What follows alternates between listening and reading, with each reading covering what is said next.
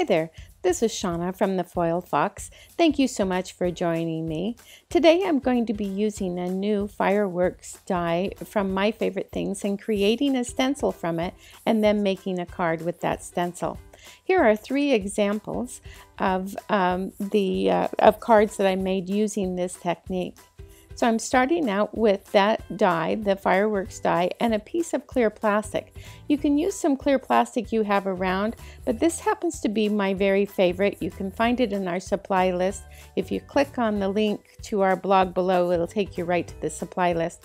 But this plastic is very stout, and so it creates really nice stencils. So now that I've punched out all those little bits, then I have a really nice stencil of that die. You can do this with most any of your dies and it really works really nicely.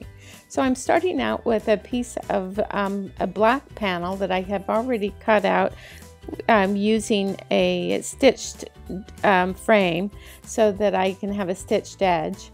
And then I'm going to lay the stencil out and then just spread over this texture paste very thinly and smoothly. And then I'll lift that off. Now I did this technique before in another video. I'll link to that below if you want to check that out. So I'm using the red glitz Wow embossing powder. All of the embossing powders I'm using today happen to be Wow, but you can use whatever you have on hand. They also all have glitter in them. I just wanted it really sparkly, but you could use them without the glitter as well.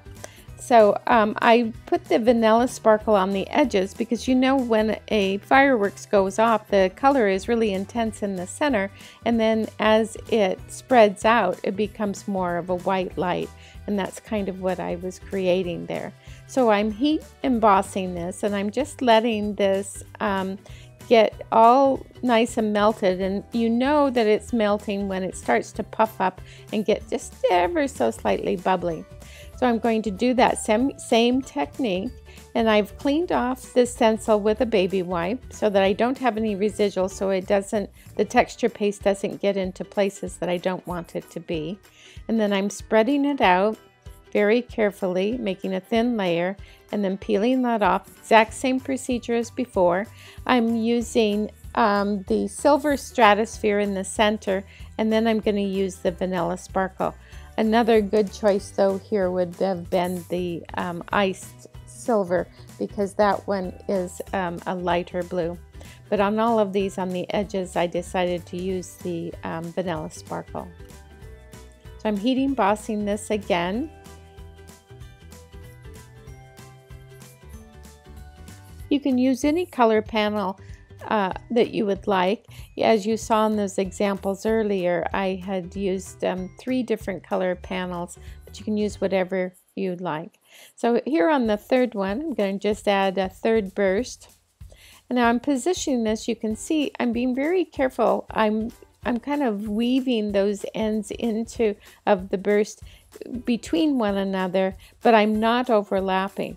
And the reason why is because if you overlap and then you go to heat emboss it could turn into kind of a little gloppy area, and you don't want that. You want it to be nice and individual. And then some of that texture paste kind of snuck underneath in a couple of areas, so I took a micro swab and just kind of cleaned that off. And then this one I'm using the Midas Touch, which is a really beautiful silvery glitter embossing powder, and then the vanilla sparkle on the outside. And then the final one is we're going to heat emboss. Now you'll notice on the other examples, if you want to see those more closely, we'll see them in just a minute. I did in some cases put partial sprays on there, more than 3. You can decide how you like to do it. So I'm making this sentiment very simple. I'm just using the Wow, and I want to apologize that my camera got a little wonky there, but it's, I think, smooths out now. So I cut, for this Wow, I cut 2 of the red cardstock. This is heavy cardstock. And then 1 of the silver glitter paper. I'm trying to create a raised sentiment, And because we have a bumpy surface from our textured fireworks, it's a little bit harder to do that using foam tape or something like that. So with stacking these on top of one another, it makes easy work of it. So I'm just adding the glitter on top now, and I'm slightly offsetting it so we can see the red peeking out.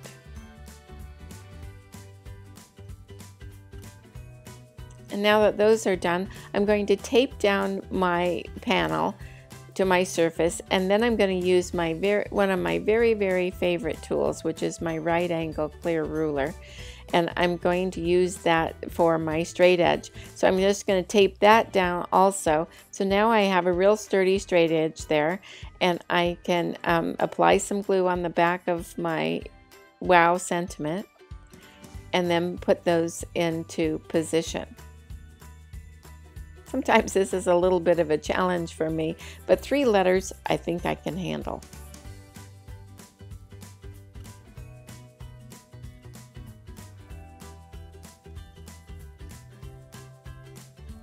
I'm just going to get those into position. That ruler just worked out swimmingly. It was a great thing to do to get a nice straight edge. If you don't have one of those rulers, they're great to have. Again, you will find them in our supply list. So now that that's all done, I'm going to take a piece of paper and press that down so I don't get any more glue. So with a white card base, and then with a red panel that I had cut previously, that I had put tape on the back, and then I had also already put tape on the back of the black panel. I just pushed those into position. And then I had a few stars that I had cut out of silver foil paper from a project before, and I had a few left over, so I thought I would use them here.